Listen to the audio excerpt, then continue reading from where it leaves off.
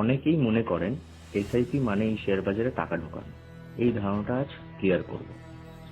SIP বা systematic investment plan কোনো investment product নয়। এটা হলো একটা বিনিয়োগ করার একটি নিয়ম। ঠিক যেমন আপনি প্রতি মাসে মোবাইল রিচার্জ করেন, ইলেকট্রিক বিল দেন, এসআইপি হলো নিজের ভবিষ্যতের জন্য প্রতি মাসে নির্দিষ্ট অঙ্কের টাকা আলাদা করে রাখা।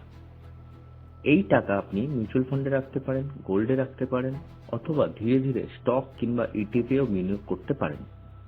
এসআইপি মানে নিয়ম, লাভ সময়ের সাথে আসে। শেয়ার বাজারকে জুয়া বলা হয় কেন? আসল কারণটা জানেন?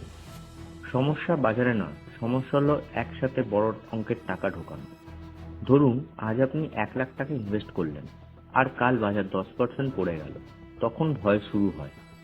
এসআইপি এই সমস্যার সমাধান করে, কারণ এখানে আপনি ধাপে ধাপে টাকা ইনভেস্ট করেন।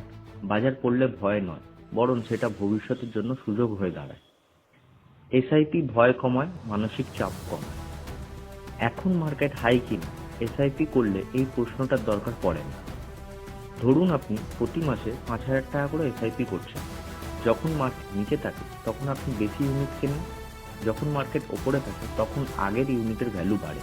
এই প্রক্রিয়াটিকেই বলে রুপি কস্ট অ্যাভারেজিং। এসআইপি এর লাভ হয় সময়ের কারণে, বাজার ধরার চেষ্টা করার কারণে নয়। টাইমিং নয়, টাইম টাকা বাড়ায়। কম টাকা দিয়েও বেশি ফান্ড সম্ভব, এই গল্পটা খুব গুরুত্বপূর্ণ। ধরুন রাহুল 25 বছর বয়সে মাসে 3,000 টাকা এসআইপি শুরু করলেন। তার বন্ধু অমিত 35 বছর বয়সে মাসে 6,000 টাকার এসআইপি শুরু করলেন। 20 বছর পর দেখা গেল রাহুল কম টাকা দিয়েও বড় ফান্ড তৈরি করেছে। কারণ একটাই, রাহুলের সময়কে কাজে লাগিয়েছে।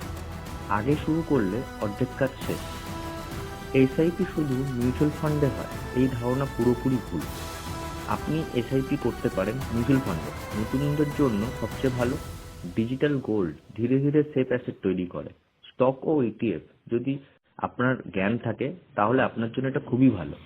কিন্তু যেখানে এসআইপি করবেন না কেন, নিয়মটা একই থাকবে, নিয়মিত ইনভেস্টমেন্ট করা। এসআইপি কোথায় করবেন সেটা আপনার জ্ঞানের ওপর নির্ভর করে। এসআইপি করতে গিয়ে বেশিরভাগ মানুষ কয়েকটা ভুল করে। সবচেয়ে সাধারণ ভুলগুলো হলো বাজার পড়লেই এসআইপি বন্ধ করা, প্রতি মাসে রিটার্ন চেক করা, খুব তাড়াতাড়ি আশা হারিয়ে ফেলা। মনে রাখবেন, এসআইপি কোনো শর্টকাট নয়, একটা দীর্ঘমেয়াদী প্রক্রিয়া।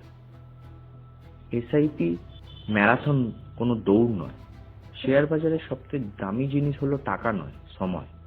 আপনি আজ 500 টাকা দিয়েও এসআইপি শুরু করতে পারেন। পরিমাণ ছোট হতে পারে, কিন্তু সিদ্ধান্তটা বড় হওয়া দরকার। আজ শুরু করলে ভবিষ্যতে আপনি আপনাকে ধন্যবাদ দেবেন। ছোট শুরু করুন, আজই শুরু করুন।